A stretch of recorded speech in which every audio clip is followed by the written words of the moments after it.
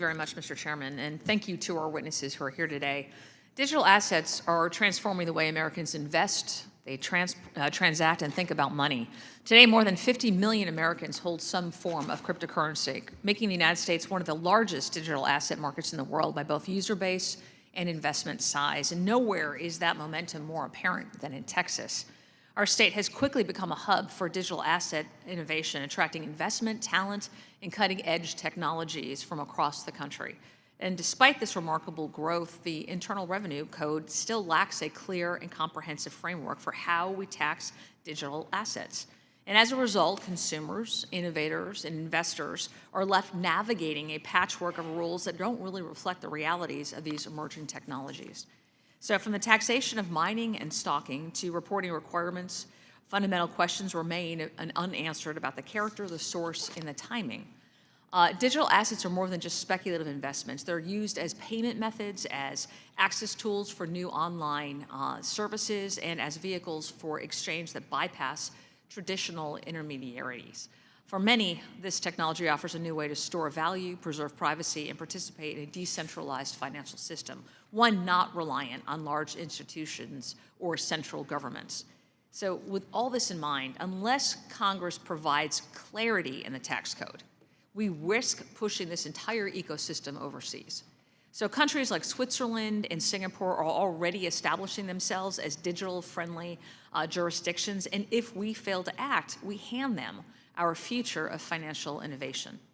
So President Trump has made it very clear that America must lead in this space, and advancing a smart, modern tax framework is a critical step to realizing the vision and keeping the digital asset economy and the jobs that it creates here at home.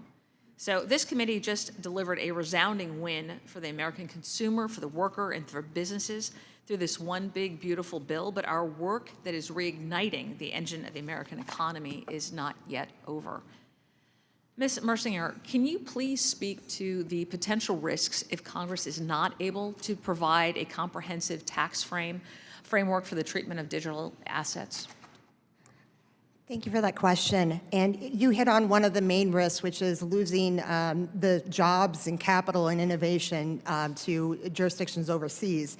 I think the other concern here is that we risk a slow adoption of digital assets here in the U.S. If you think about the need for a de minimis exemption, if every transaction in digital assets is taxed, it's going to be really difficult for that consumer, that individual, to use cryptocurrency as a medium for everyday economic activity. I think you also you're going to burden the taxpayer with these unworkable compliance requirements. And so it really is, there's a number of risks involved. And so we have to we have to modernize the tax code so that we have some fairness, so that we're lowering the burdens, and we can allow the U.S. to be the crypto capital of the world. I appreciate that answer. Ms. Riley, the SEC recently approved exchange-traded products, or ETPs, for digital assets such as Bitcoin and Ethereum, and is currently considering expanding that approval to allow for staking of digital assets that use a proof-of-stake consensus mechanism.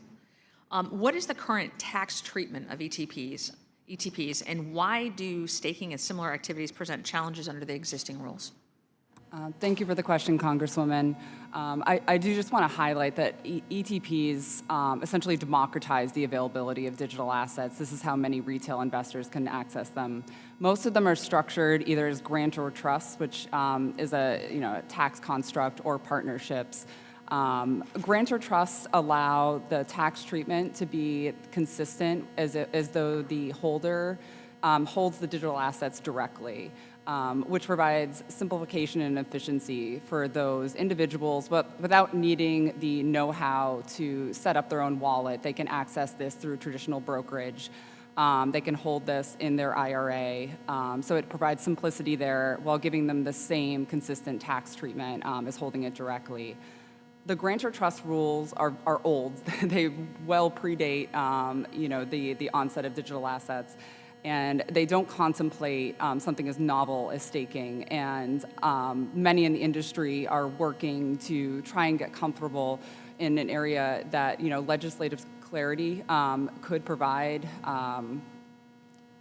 consistency in the market. Oh, I realize I'm at time. But just, to wrap up, that it also is in the spirit of the grantor trust rules as well. Thank you. Thank you. I'm out of time too. So, Yeah. thank you very much, Mr. Chairman.